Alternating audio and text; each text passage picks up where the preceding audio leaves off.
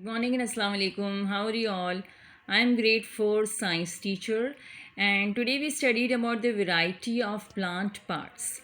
Like the plant parts have a different variety, there are different plants and they have different parts, and different plants have plant parts that look different from each other.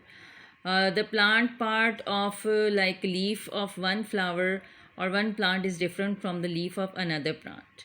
So you have to observe different types of plants, write out their names and describe the colors, shapes and sizes of their parts in your book, and you recognize all the different parts of the plant. Now you can see we studied about the life cycle of a flowering plant. I can show you the first step of the life cycle of the flowering plant. The seeds are sown into the soil. The seed that you sow into the soil, it germinates into seedling. It develops into a little plant that is called a seedling. Then the seedling grows and into an adult plant. You can see this adult plant having the roots, leaves, flowers and everything. Then the plant bears flowers and the flowers become fruits. This is the third part, and then you go to the fourth part when the fruits are bearing seeds, which again will grow into a plant. So this way the cycle continues. First the seed is sown, then it grows into an adult part, then the flowers are giving fruit, and then fruits we take out the seeds, and again the seeds are sown, and in this way this whole life cycle of flowering plant goes on and on. So in this reference, I have explained that like animals, plants also ensure continuity of their own kind. Some plants can regenerate from bulbs, buds or leaves. Some non-flowering plants like fern, mosses and algae, they reproduce from spores. These spores are present on the leaves of the plant.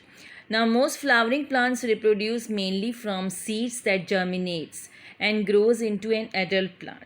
So like most of the flowering plants, they have to develop and germinate, grow from seeds, and the seeds germinate into an adult plant.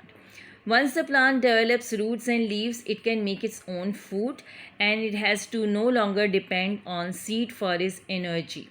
Then in this reference, we studied about the seed germination, and in seed germination the embryo the inside the plant develops into a new plant through the process. When it is developing, the process is called germination. Germination needs three things, and this is the right temperature, the proper temperature, no, not so cold, not so hot. It also needs oxygen for the plant to grow, and it also needs water. First, the seed coat splits, and when the the coat of the seed splits, the tiny roots goes and it goes down, and it becomes radical and starts downwards, and then a tiny shoot grows upwards, that is called the plumule. It grows upwards, the plumule goes upwards, and the radical goes downwards, and then the seed provides food to the plant for its development, and the leaves grow from the stem towards the sunlight, and after some time the flowers also grow from the stem. In this reference, I'll show you a better diagram of germination. You can see this diagram. It can properly show you. This is the seed, and this is the embryo of the seed, and the plant, the seed is this much small when you put it in the soil. Then the radical grows, the down.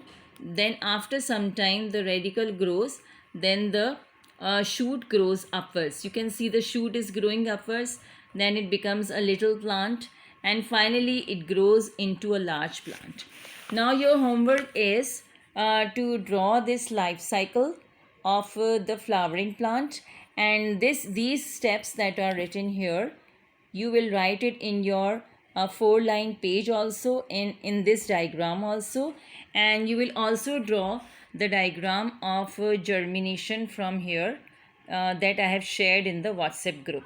Thank you very much. This was your homework. Allah Hafiz.